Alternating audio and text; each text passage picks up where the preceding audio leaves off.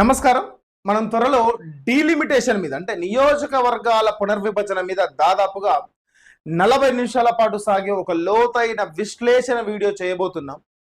అది మన దేశ రాజకీయ భవిష్యత్తును ఎలా మారుస్తుందో, అది అంటే ఇక్కడ ఆ డీలిమిటేషన్ మన దేశ భవిష్యత్తును ఎలా మారుస్తుందో అక్కడ క్లియర్గా మాట్లాడుకుందాం. కానీ ఆ వీడియోలోకి వెళ్లే ముందు ప్రస్తుతం బీజేపీ నేతలు మహిళా రిజర్వేషన్ల మీద చేస్తున్న ఒక అబద్ధ ప్రచారాన్ని గురించి మీకు క్లారిటీ ఇవ్వాలి. అంతకన్నా ముందు క్లారిటీ ఏంటంటే, నేను బీజేపీని విమర్శిస్తున్నా కాబట్టి నేను కాంగ్రెస్ అని అనుకుంటే అది మీ భ్రమ మాత్రమే. నా పూర్వ వీడియోలు చూస్తే నేను బీజేపీని విమర్శించాను, కాంగ్రెస్ని విమర్శించాను, ఇన్ ద సేమ్ టైం బీఆర్ఎస్ని కూడా విమర్శించాను. నా లైన్ ఎప్పుడైనా రాజ్యాంగబద్ధంగా ఉంటుంది, నా లైన్ ఎప్పుడైనా సరే ప్రజల తరపున ఉంటుంది, నా లైన్ ఎప్పుడైనా సరే న్యాయం వైపు ఉంటుంది. ఎవరైతే ప్రశ్నించలేరో, ఎవరైతే బానిసలుగా ఉంటారో వాళ్ళు మాత్రమే బూతులతో విరుచుకుపడతారు. అలాంటి వాళ్ళ గురించి నేను పెద్ద మాట్లాడను. ఎవరైతే సభ్య సమాజానికి ఉపయోగపడే విధంగా ఆలోచిస్తారో, లేదా ఒక అంటే ప్రశ్నను సమాధానం చెప్పే విధంగా ఎవరైతే ఉంటారో వారికి ఎప్పుడు నేను శిరసావహించి వాళ్ళ ప్రశ్నలకు సమాధానం చెప్పడానికి ముందుకు వస్తాను, వాళ్ళు చెప్పే వినడానికి కూడా ముందుకు వస్తాను. ఎందుకు క్లారిటీ ఇస్తున్నా అంటే, ఇది పూర్తిగా బీజేపీ వ్యతిరేకమైన వీడియో కాబట్టి కొంతమంది వర్రల్ కామెడీ పెట్టినా ఇంకేం పెట్టినా కానీ నేనేం చేయలేను. బట్ నా వర్షన్ నాకు అర్థమైంది, ఇక్కడ చెప్తాను అంతే. ఇది పూర్తిగా ఈ వీడియో చూసిన తర్వాత దాని మీద మీకు కామెంట్ చేసే ప్రయత్నం చేయండి. ఎక్కడ స్కిప్ చేయకండి వీడియో. ఖచ్చితంగా పూర్తిగా చూస్తే నా వర్షన్ ఏంది, ఎందుకు నేను బీజేపీని వ్యతిరేకిస్తున్నాను అనే విషయం తెలుస్తుంది. డీలిమిటేషన్ విషయంలో కూడా అదే మాట్లాడతాను నేను. సో అది త్వరలో మీకు వీడియో రాబోతుంది. ఇప్పుడు ఈ వీడియో గురించి మాట్లాడుతాం. ఓకే, పాయింట్కి వస్తే బీజేపీ నేతలు ఏమంటున్నారంటే, మేము నారీ శక్తికి పట్టం కడుతుంటే ప్రతిపక్షాలు బిల్లును అడ్డుకుంటున్నాయి అని పదే పదే చెప్తున్నారు. ప్రధాని మోడీ గారు కూడా ప్రతిపక్షాల మీద విమర్శలు చేస్తున్నారు. కానీ నిజంగా ప్రతిపక్షాలు అడ్డుకుంటున్నాయా? అసలు మహిళా రిజర్వేషన్ బిల్లు 2023లోనే ఆమోదం పొందింది కదా, దానికి ప్రతిపక్షాలు కూడా మద్దతు ఇచ్చాయి కదా. చట్టం ఆమోదం పొందినప్పుడు మళ్ళీ అడ్డుకోవడం ఏంటి అనే మాట ఎందుకు వస్తుంది? అంటే అడ్డుకుంటున్నారు అనే మాట ఎందుకు వస్తుంది? ఇక్కడ బీజేపీ ఆడుతున్న అసలు డ్రామా మొత్తం బయటపడుతుంది మిత్రులారా. ఆ నిజాలు మాట్లాడుకోవాలి, సాక్ష్యాలతో మాట్లాడుకోవాలి. నా రీసెర్చ్ లో తేలిన నిజాలు ఈ బిల్లులోనే ఉన్నాయి. ఈ 3 బిల్లులను జాగ్రత్తగా ఒకసారి గమనించండి. బిల్ నెంబర్ 107 ఇది 131వ రాజ్యాంగ సవరణ బిల్లు. బిల్ నెంబర్ 108 ఇది delimitation bill 2026. Bill number 109 union territories కి సంబంధించిన చట్టాల సవరణ బిల్లు. ఈ బిల్లుల పేర్లు ఈ బిల్లుల పేర్లలో ఎక్కడ మహిళా రిజర్వేషన్ అని లేదు. కానీ పార్లమెంటులో ఈ బిల్లుల మీద చర్చ జరుగుతుంటే బీజేపీ నేతలు మాత్రం ప్రతిపక్షాలు మహిళా రిజర్వేషన్లకు వ్యతిరేకమని ప్రచారం చేస్తున్నారు. అసలు మహిళా బిల్లుకు ఈ డీలిమిటేషన్ బిల్లుకు బీజేపీ ముడిపెట్టడమే ఒక పెద్ద రాజకీయ కుట్రలాగా, కుతంత్రంలాగా అనిపిస్తుంది ప్రజలకి. ఎందుకు అనేది ముందులో తెలుస్తుంది మీకు. మహిళల మీద నిజంగానే బీజేపీకి అంత ప్రేమ ఉంటే 2023లో చట్టమైన వెంటనే ఎందుకు ఈ మహిళా బిల్లును అమలు చేయలేదు? దానికి వీళ్ళు పెట్టిన మిలికేంటో తెలుసా? సెంట్రల్స్ అవ్వాలి, అంటే ఈ జనాభా గణన అవ్వాలి, ఆ తర్వాత డీలిమిటేషన్ జరగాలి, అప్పుడు మాత్రమే మహిళలకు సీట్లు ఇస్తారట. అంటే 2034 వరకు మహిళలు ఆగాల్సిందే.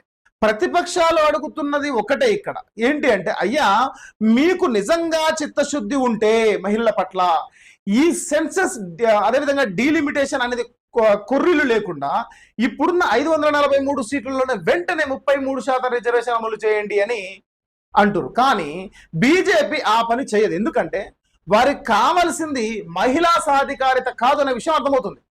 మహిళల పేరు చెప్పి డీలిమిటేషన్ ద్వారా తమ రాజకీయ పంత నెగ్గించుకోవాలని చూస్తున్నట్టుగా బీజేపీ కనబడతా ఉంది. ఒకసారి లాజిక్ గా ఆలోచించండి. నా రీసెర్చ్ ప్రకారం కొన్ని లెక్కలు మీ ముందుంచుతా, తర్వాత మీరే ఆలోచించి చెప్పండి. ఒకవేళ బీజేపీ ఆ రోజే ప్రతిపక్షాలు అడిగినట్లుగా వెంటనే మహిళా బిల్లును అమలు చేసి ఉంటే ఈ 2024 లోక్సభలో దాదాపుగా 181 మంది మహిళా ఎంపీలు ఉండేవారు ఇప్పుడు లోక్సభలో. కానీ ఇప్పుడు ఎంతమంది ఉన్నారు అంటే కేవలం 74 మంది మాత్రమే ఉన్నారు. అంటే దాదాపుగా 100 మందికి పైగా మహిళలు ఎంపీలు అయ్యే అవకాశాన్ని బీజేపీ పెట్టిన ఈ తిరగాసు వల్ల అడ్డుకున్నాయి. హర్యానా కావచ్చు, మహారాష్ట్ర వంటి రాష్ట్రాల్లో జరిగిన అసెంబ్లీ ఎన్నికల్లో కూడా మహిళల ప్రాతినిధ్యం 10 కంటే తక్కువే ఉంది. తక్కువే ఎందుకుంది అంటే బీజేపీకి మహిళలను గద్దె ఎక్కించడం ఇష్టం లేదు కదా, కేవలం ఓట్ల కోసం వాడుకోవడం కోసం మాత్రమే చేస్తున్నట్టుగా కనబడతలేదా? ముఖ్యంగా ఈ బిల్ నెంబర్ 108 ఒకసారి చూడండి. దీని వెనక ఒక కుట్ర దాగి ఉన్నట్టు కనిపిస్తా ఉంది. దీని ద్వారా నియోజకవర్గాల సంఖ్యను పెంచాలని చూస్తున్నారు, బానే ఉంది. ఇలా చేస్తే ఏమవుతుందో తెలుసా? గతంలో జనాభా నియంత్రణ పాటించినటువంటి మన దక్షిణాది రాష్ట్రాలు సీట్లు మొత్తం తగ్గిపోతాయి. జనాభా పెరిగిన ఉత్తరాది రాష్ట్రాల్లో సీట్లు బాగా పెరిగిపోతాయి. ఈ అన్యాయాన్ని ప్రతిపక్షాలు ప్రశ్నిస్తుంటే బీజేపీ చాలా తెలివిగా మహిళా కార్డు వాడుకుంటుంది. చూడండి, వీళ్ళు మహిళలకు వ్యతిరేకంగా అని, అంటే ప్రతిపక్షాలు వ్యతిరేకంగా ఉన్నాయని అబద్ధాలు ప్రచారం చేస్తున్నాయి. అసలు మహిళా రిజర్వేషన్కి ఈ డీలిమిటేషన్కి అసలు సంబంధమే లేదు కదా. రిజర్వేషన్ని ఇప్పుడే అమలు చేయొచ్చు వాస్తవానికి, ఎందుకంటే ఆల్రెడీ అది అమల్లోకి వచ్చేసినట్టే. కానీ ఆ పని చేయకుండా మహిళలను మోసం చేస్తూ ప్రతిపక్షాల మీద బురద జల్లడం ఎంతవరకు ధర్మం అనేది వాళ్ళే ఆలోచించుకోవాలి. సో ఫ్రెండ్స్, బీజేపీ చెప్తున్న మాటల్లో మాత్రం నిజమైతే లేదు. ఇది కేవలం ఒక రాజకీయ సర్కస్ మాత్రం అన్నట్టుగా అనిపిస్తా ఉంది. అందులో మహిళలను పావులుగా వాడుకుంటూ మన రాష్ట్రాల రాజకీయ హక్కులను దెబ్బతీసే ప్లాన్ చేస్తుంది బీజేపీ. అసలు ఈ డీలిమిటేషన్ వెనక ఉన్న లోతైన కుట్ర ఏంటి, ఏ రాష్ట్రానికి ఎన్ని సీట్లు తగ్గుతాయి, బీజేపీ అసలు ప్లాన్ ఏంటి అనేటటువంటి విషయాలని మనం రాబోయే వీడియోలో గణాంకాలతో బయట పెడదాం. ఆ వీడియో అస్సలు మిస్ అవ్వద్దు. ఈ నిజాన్ని ప్రతి ఒక్కరికి తెలిసేలా షేర్ కూడా చేయండి. ముఖ్యంగా నేను ఒకటే ప్రశ్న అడుగుతున్నా బీజేపీ కార్యకర్తలను కావచ్చు, బీజేపీ నాయకులను కావచ్చు. నిజంగా మహిళల పట్ల మీకు చిత్తశుద్ధి ఉంటే, మహిళల పట్ల అంత ప్రేమ ఉంటే, మీరు 2023లో చట్టమైనటువంటి, అంటే ప్రతిపక్షాలన్నీ ఆమోదించినాయి కదా, ప్రతిపక్షాలన్నీ ఆమోదిస్తేనే కదా, ప్రతిపక్షాలన్నీ సపోర్ట్ చేస్తేనే కదా మహిళా బిల్లు 2023లో ఆమోదం పొందింది. దాన్ని ఎందుకు ప్రజలకు దూరం చేసి ఈ డీలిమిటేషన్కి మహిళా బిల్లుకు ఒక జత కట్టేసి ఎందుకు మాట్లాడుతూ ఉన్నారు?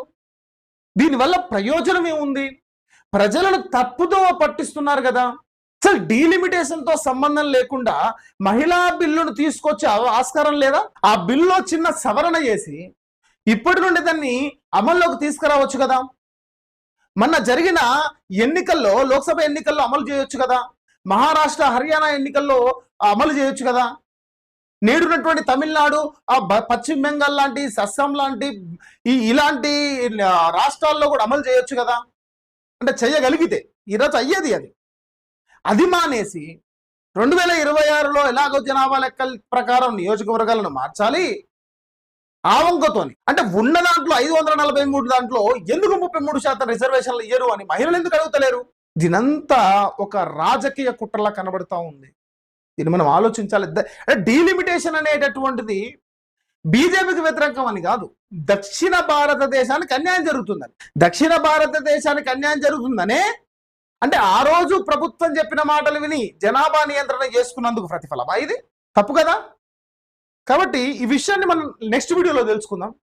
నెక్స్ట్ వీడియోలో డీలిమిటేషన్ అసలు ఏంటి, డీలిమిటేషన్ ఎన్నిసార్లు జరిగింది, అసలు ఇప్పుడు ప్రభుత్వాలు ఏం మాట్లాడుతూ ఉన్నాయి, దక్షిణ భారతదేశానికి ఏ విధంగా నష్టం జరుగుతూ ఉంది, ఈ విషయాలన్నిటినీ నేను నెక్స్ట్ వీడియోలో కూలంకుషంగా పిన్ టు పిన్ చెప్పే ప్రయత్నం చేస్తాను మిత్రులారా.